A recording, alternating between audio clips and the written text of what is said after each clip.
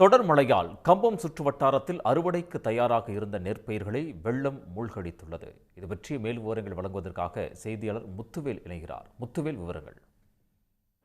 அதாவது தேனி மாவட்டத்துல கம்பம் பள்ளத்தாக்குல முல்லை பெரியாறு ஆற்று தண்ணீரை பயன்படுத்தி கம்பம், கூடலூர், உத்தமபாளையம், சின்னமனூர் ஆகிய பகுதியில் 14,707 ஏக்கர் நிலப்பரப்புல இதுபோக நெல் சாகுபடி நடைபெறுகிறது.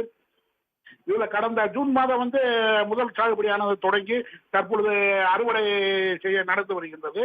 இந்த அறுவடைக்கு தயாரா நெற்கதிர்கள் விளைந்து இருந்த நிலையில நேற்று இரவு திடீரென கொட்டி தீர்த்த கனமழையானது வெள்ளப்பெருக்கு, அங்கங்க காற்றாற்றுகள் ஏற்பட்ட வெள்ளப்பெருக்கு எல்லாம் சேர்ந்து வாய்க்கால்கள்ல பல இடங்கள்ல உடைப்பு ஏற்பட்டும் அது வயல்களுக்குள்ள புகுந்து விட்டது. அந்த மழை வெள்ளமானது வயல்களுக்கு புகுந்து தண்ணி ஏற்படுத்தக்கூடியது.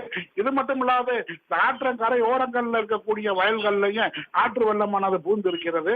இந்த பூந்த நீரானது வயல்களுக்குள்ள மூழ்கி விளைந்த நெற்கதிர்கள் தண்ணீர மூழ்கி இருக்கின்றன.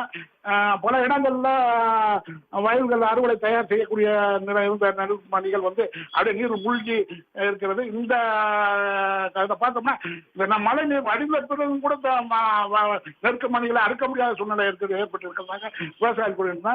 இந்த மழை வெள்ளம் இந்த நெற்மணிகளை மூழ்கடித்ததுனால இப்பகுதியில் பல லட்சம் ரூபாய், பல கோடிக்கணக்கான ரூபாய் இழப்பு ஏற்பட்டதாக விவசாயிகள் கூறுகின்றனர். அரசு அவங்களுக்கு மானியம் வழங்கணும்னு விவசாயிகள் கோரிக்கை வைத்திருக்கிறார்கள். உடனுக்குடன் செய்திகளை தெரிந்து கொள்ள சன் நியூஸ் பெல் ஐகானை கிளிக் பண்ணுங்க.